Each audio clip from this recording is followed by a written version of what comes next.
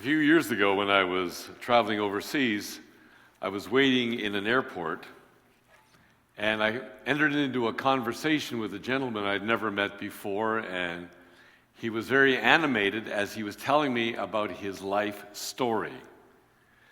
At the end of the conversation, he said, "Let me give you my business card." And I guess he hoped I would stay in touch with him or somehow be connected with him over the next period of time. And I noticed that he had not only his name, but he decided to write in his academic degrees. And this is what he wrote. I am not lying. He wrote BA, MA, bracket, failed. I'd never heard of anyone talking about a failure in their life in such a public way. I thought he might have said just BA and let it go at that, and not say he actually tried to get his master's degree, but he failed at it. Most of us do not want to talk about our failures, but we would rather be successful. And as we think about it, I'm sure all of us here would like to have success in life. But when we talk about people, what does it mean to be successful?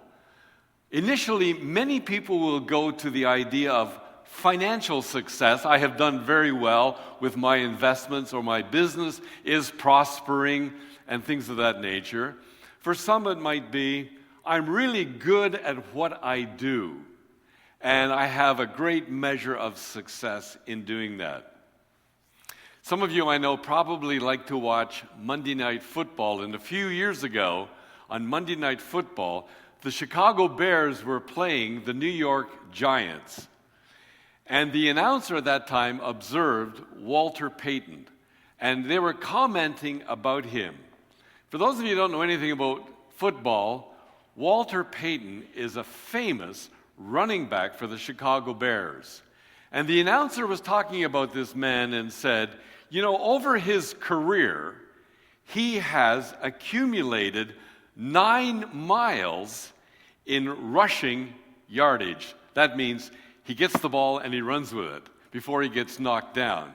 However, running 9 miles with a football over your career had another factor, and the factor was this: he was knocked down every 4.6 yards.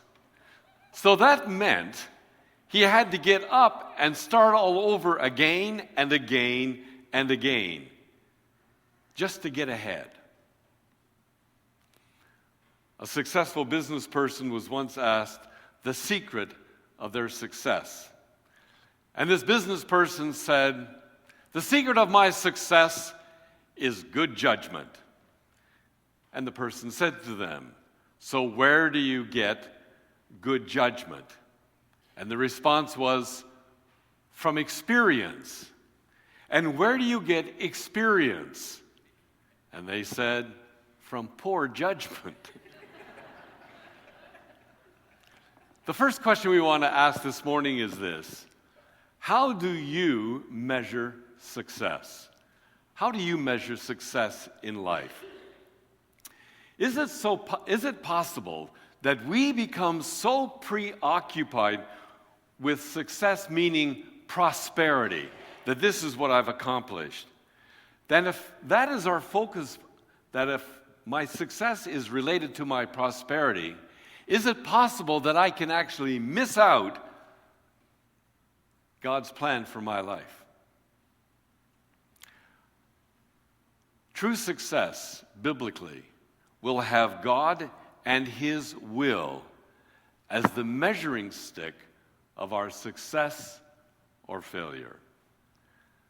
When we think about it, God has created us to love Him and to work with Him by sharing all of life together, making our lives and our relationships and the world where we live what He really wants them to be. Is that how you think about success? How I live my life, my relationships, how I interact with the world in a way that God truly desires. And if that is our understanding of success, then as we trust in God, we will become successful people. To do that, in order to have success in our life, we need to discover our relationship with God. I need to be continually seeking His desire and His will for my life. And as I make decisions, that I will test all things according to His purposes that He has established. When we do that, we will be successful. And so Jesus was talking about success in the New Testament reading that we had this morning. And the first thing He says to us is this: be alert. Be alert. And so He tells a story, a parable, about two brothers. And these brothers have a problem. And Luke describes it in these words. The one brother says to the other, "Tell my brother to divide the inheritance with me." So obviously, these two brothers had been having a difference of opinion. There was a dispute between them over the division of an inheritance. Times haven't changed in 2,000 years, have they? When often there is a will that is being read, some people are really excited and some people are really upset. And sometimes people think this is not fair what you are getting. And I've heard and seen families that have divided and never spoken again over the same issue. Tell my brother, tell my sister to divide the inheritance with me. Now it's interesting that Jesus was teaching publicly at this time. And this guy in the crowd shouts out, "Tell my brother to divide the inheritance with me." Can you imagine bringing that up in a public setting? That you want your family's laundry exposed to everybody? Well, why not?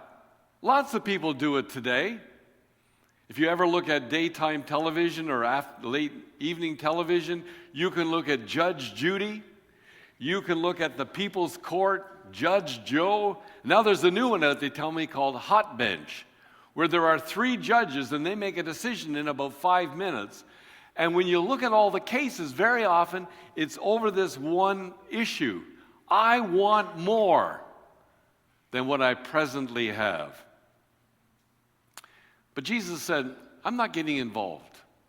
I refuse to be an arbitrator, because behind all this stuff, there's a far deeper issue.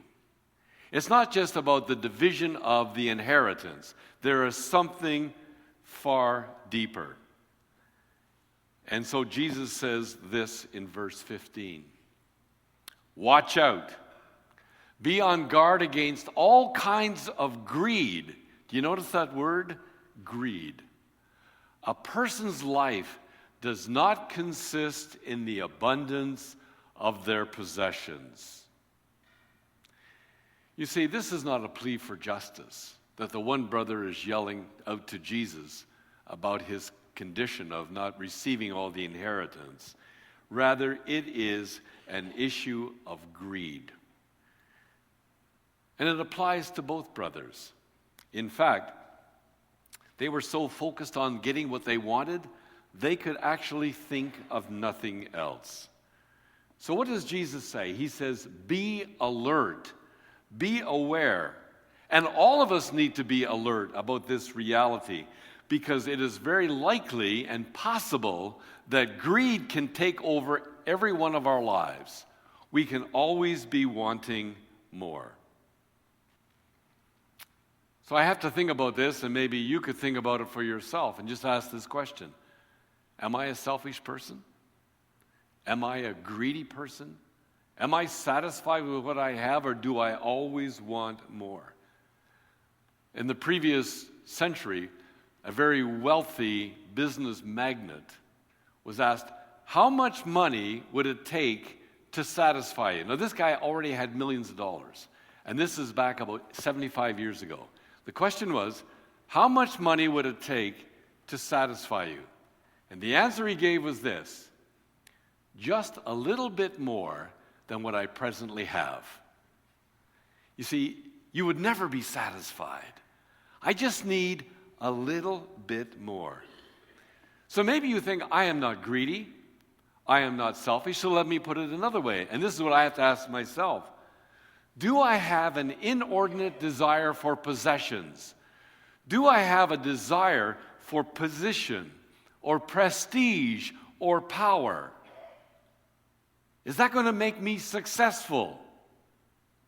What does Jesus say? A person's life does not consist in the abundance of the things you possess. That's not what your life, that's not what my life is really about. Well, if that's not what it's about, then we have to ask this question. So what is success? What is success? So Jesus tells this amazing story that I'm sure we've heard many, many times. It's a story about a farmer. He has done very, very well. Year after year, there are bumper crops. I mean, his business is going so well, he can hardly believe that life is this good. So he sits down and he says to himself, well, what should I do next? Where will I go from here? And he comes up with this idea. I am going to start a new building program. I'm going to build greater barns. I'm going to expand the holdings that I have. Now, I know it's going to take a fairly substantial capital investment, but I'm willing to do that because I know in the end it's going to pay off. And then I'll just kind of settle back, fold my arms, and that will be life. I'll just eat, drink, and be merry. Now, the more this guy thought about it, the more excited he became about his future and what was going to unfold. And so we read these words in Luke. This is what I will do.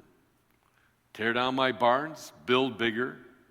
I will store all of my grain and my goods.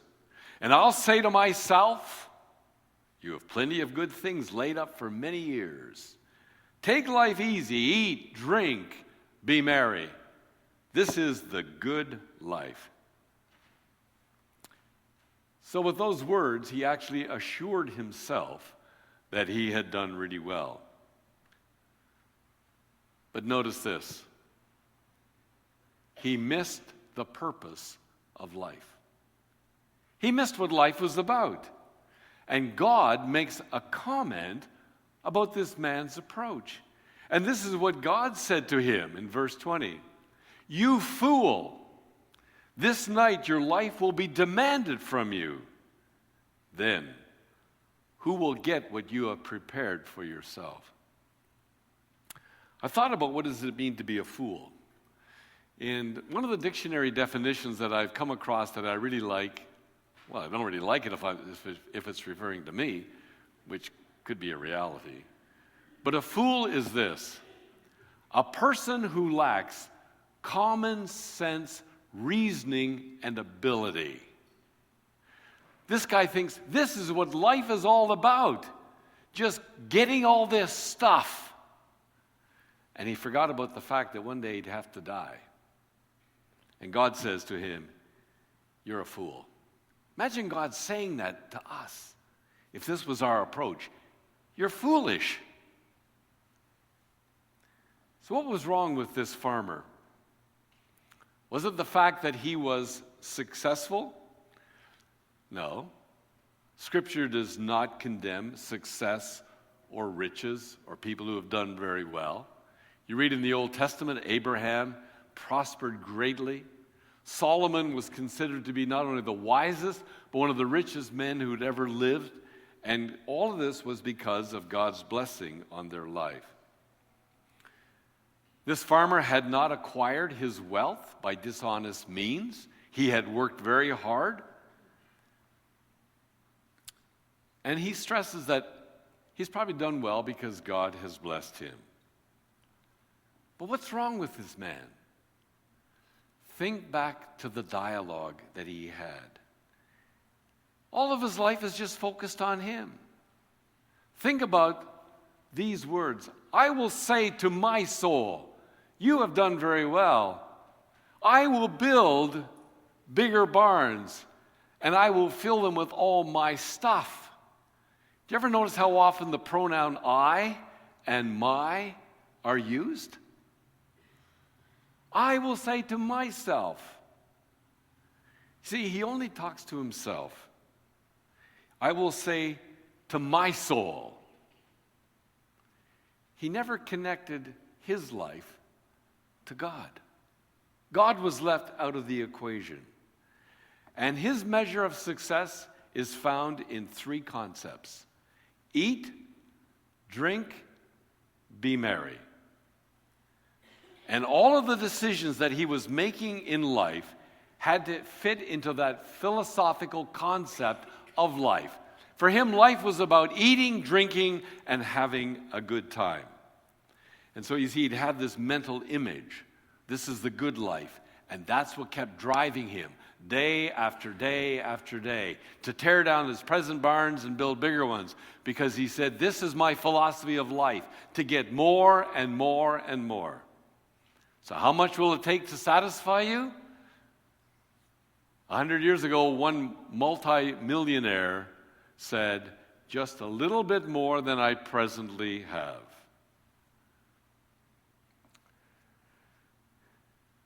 Sad thing is, the man in this parable would never be satisfied. And so in essence, he never really knew himself. Because if he knew that this would not bring satisfaction, he would develop a different philosophy in life. It seems that this man just focused on himself. He had no concern for other people, people who might benefit from his help or assistance. He missed the joy of life of being a generous giver and sharing what he had been blessed with other people. And so for each one of us, we become responsible for our life. What we think about is really important, because what we think about forms our destiny. That becomes the driving force of our life. And God said to this man, you're a fool, because tonight will be the end of your days here on the earth. You see, one day, the day of our death, we will all stand before God. And as we stand before God, the scriptures make it clear that we will be held accountable for what we have done with life. For this man, all he could take with him into the next phase of life was his distorted values. And what does Jesus say? In verse 15 of Luke, he said, a person's life does not consist in the abundance of things possessed. I've seen bumper stickers sometimes on cars. The one that I've seen over and over again is this: the person who has the most toys when he dies wins. Have you ever seen that one? Some of you have. All right, so I'm not imagining it. The person who has the most toys when he dies wins. I think the person with the most toys when he dies still dies. Who says you win? Years ago, and now I don't think it's an urban legend, but it was years ago in Texas. You know, everything's big in Texas. This woman wanted to be buried in her Cadillac. Now, it was one of those big Cadillacs with the big fins, and they actually got a crane, and she was sitting in the driver's seat, and they lowered her into the ground, and it was heard by some of the mourners saying, man, what a way to go.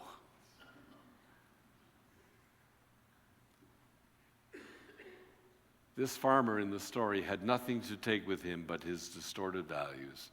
And Jesus is trying to tell us that your life does not consist in the stuff that you have accumulated over life. So what do we need? We need to have richness towards God. That's what we need, richness towards God. But what does it mean to be rich towards God? Psalm 37 says this: "Delight yourself in the Lord, and he will give you the desires of your heart." So richness towards God begins in a relationship with him. Because we're all meant to live forever. That's why the writer of Ecclesiastes puts this in very succinct ways. The writer says, God has planted eternity in the human heart. God has planted this concept that we should live forever in the heart of every single person. This life that we're experiencing right now, though it can be wonderful and good, is not all that there is to life. Life here on earth could be described as a dress rehearsal before the real event. God has designed us in his image and in his likeness, but he's designed us to live in a relationship with him, and that relationship is forever. And that's why death does not end the relationship with God. In fact, eternal life begins here in this phase of living, and death is simply a doorway into the full presence of God. And so as we have committed our life to Christ and are trusting in him, we begin this incredible journey that will last forever.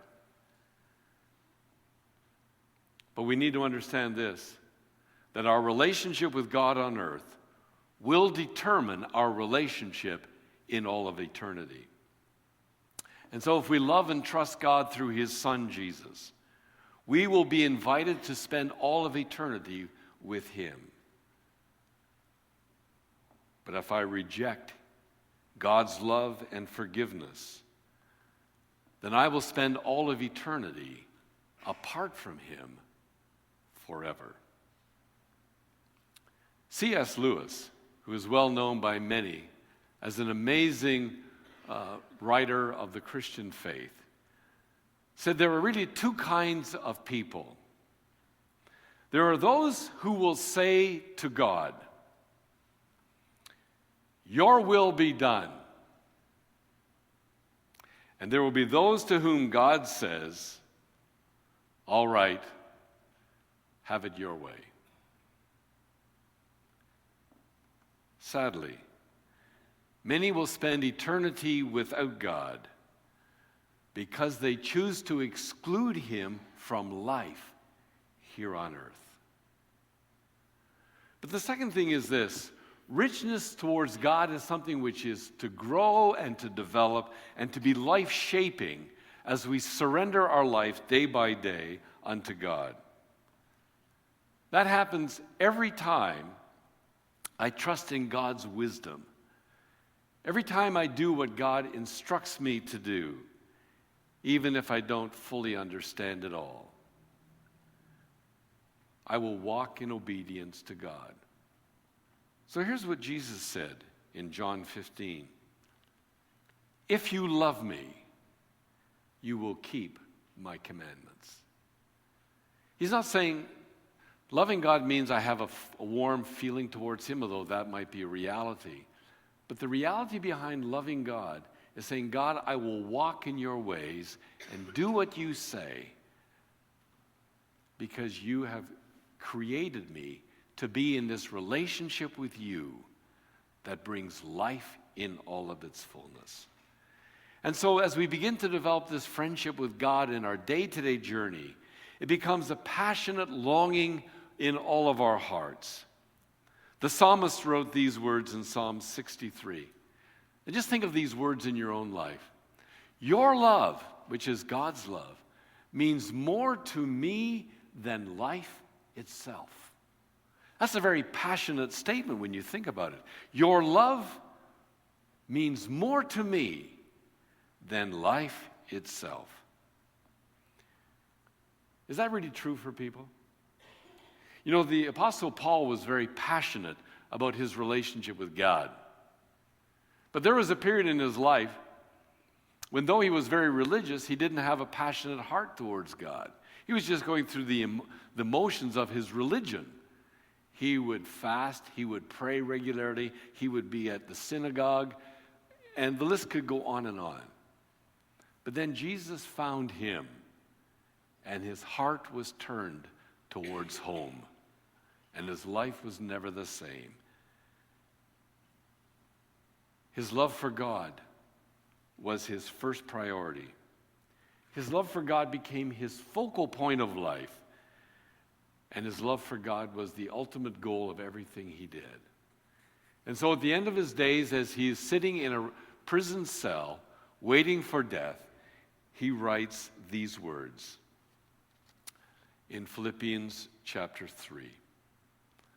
My determined purpose is that I may know him, that I may become progressively more deeply and intimately acquainted with him, perceiving and recognizing and understanding the wonders of his person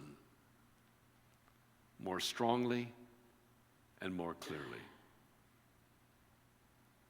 That was the desire of a person who passionately sought out God. For the farmer in the story, that night, death knocked at the door of his life, and he was not ready. But you know, death didn't just happen that night.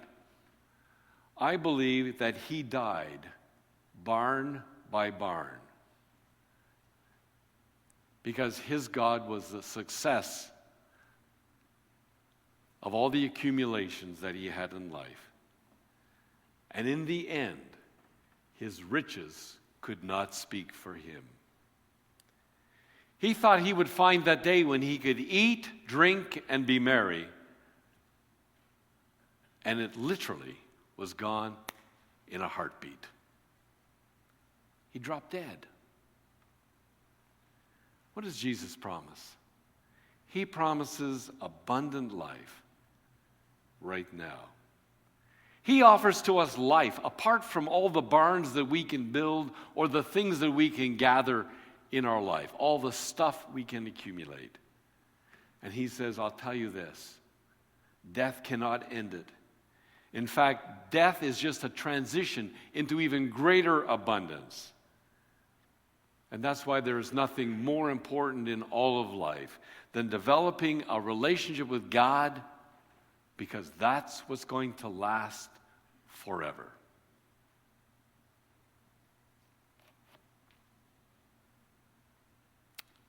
So this morning, I invite you to remember this, that you are as close to God as you choose to be. And if you desire to know him more intimately, then day by day, surrender yourself, your life, your goals, your ambitions to him. And you will be successful, because you will have found life, and life which is forever. Let's pray together.